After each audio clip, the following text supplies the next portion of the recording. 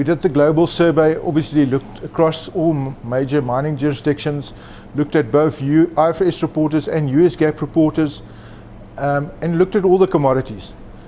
Really things that stand out for me is we looked at what regulators are asking of preparers. We went and spoke to the preparers. Similarly, we asked stakeholders, what do you want to see in your financial statements? What will give you better insights into how the company perform? Really 5 focus areas: estimates and judgments, number 1, valuations, then some non-GAAP measures for our SEC registrants. The SEC gave some good guidance, so we looked at that. Some other reporting trends, obviously for clients looking, the auditors have now been given a task to really explain to the readers what are they doing in performing their audit procedures, and then lastly looking at risks. Just to briefly touch on each one of those. When you looked at estimate and judgments, no surprises there. Impairment, really all 5 of the companies we surveyed, really some detailed disclosure on impairment. What was surprising is 21 of them actually recorded impairments in the financial period we looked at, but 4 had reversals, and that was quite surprising. Analyzing it a bit more, we actually saw that that was relating to the currency in which these countries obviously operate. So their local currency obviously gave them additional profits, so they could reverse the impairments.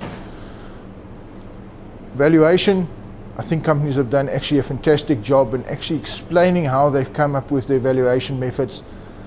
Linked to their risks, so we looked at the risks, and that's very similar to risk surveys we've done. What I think has always been sort of the missing link is companies didn't necessarily take the risks in their MD&As and really pull it through to their financial numbers so it makes sense to the readers.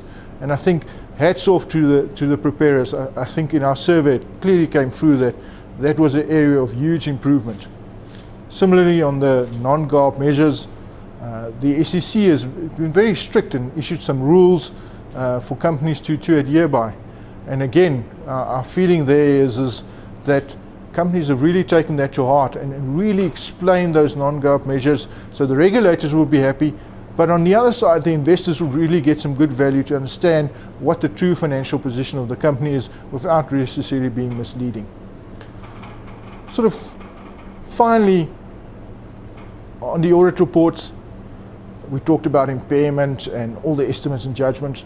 Again, hats off to my fellow auditors. I think 4 of the companies we looked at already implemented that. That's something for the readers of the financial statements to look forward in this December year-end when it becomes effective in South Africa. But they've really taken the bull by the horns and I think explained very well how they've looked at these financial statements and how they issued their audit opinions. So very excited about that. So I'm very excited about the Indaba. I think this year there's a real buzz about the Indaba.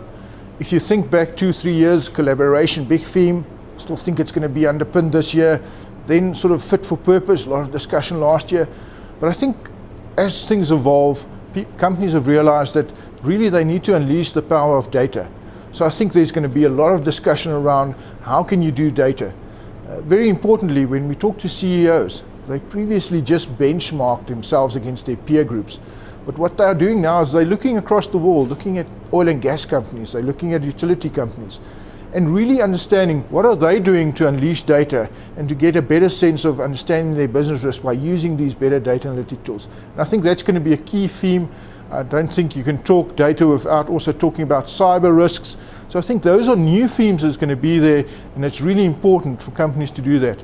If you think about 3D printing, how that can revolutionize logistics in a mining company.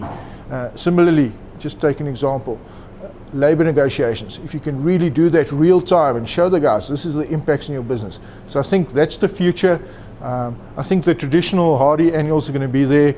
We're looking for direction from the minister around what's going on the mining charter.